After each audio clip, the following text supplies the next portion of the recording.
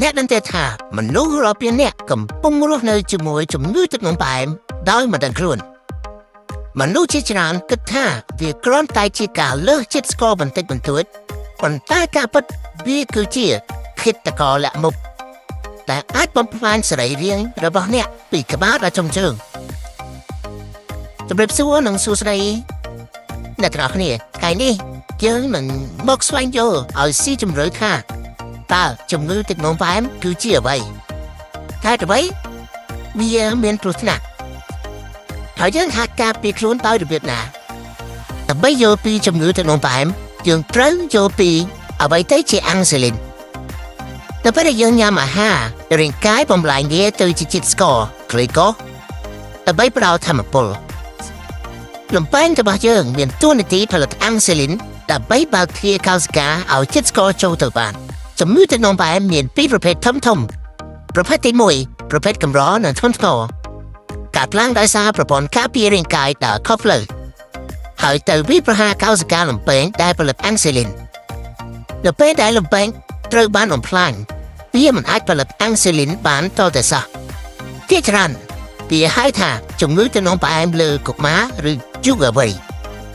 ព្រោះវាច្រើនកើតទៅលើមនុស្សវ័យក្មេងហើយអ្នកជំងឺប្រភេទនេះចាំបាច់ត្រូវចាក់អាំងស៊ូលីនចូលក្នុងខ្លួនជារៀងរាល់ថ្ងៃដើម្បីរស់ប្រភេទទី2ជួបញឹកញាប់បំផុតប្រភេទនេះកើតឡើងទៅលើមនុស្សពេញវ័យលើសពី 90% នៃអ្នកជំងឺទឹកនោមផ្អែមសរុបវាខុសពីប្រភេទទី1ត្រង់ថាលំពែងនៅតែផលិតអាំងស៊ូលីនបានប៉ុន្តែបញ្ហាគឺស្ថិតត្រង់ភាពស៊ាំនឹងអាំងស៊ូលីន insulin resistant មានន័យថាកោសិការាងកាយរបស់អ្នកលែងឆ្លើយតបនឹងអាំងស៊ូលីនធ្វើឲ្យទ្វារកោសិកាមិនព្រមបើកទទួលយកជាតិស្ករជាលទ្ធផលជាតិស្ករចាប់ផ្ដើមហៀនិងកកកុញក្នុងចរន្តឈាមកាន់តែខ្លាំងមូលហេតុចម្បងគឺបណ្ដាលមកពីការលើសទម្ងន់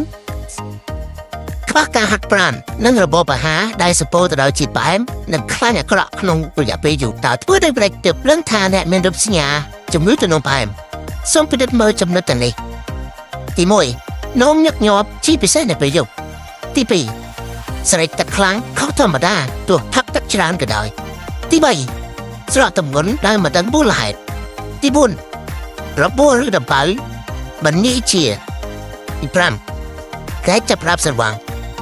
ហេតុអ្វីយើងត្រូវបារម្ភព្រោះជាតិស្ករខ្ពស់ក្នុងឈាមយូរអង្វែង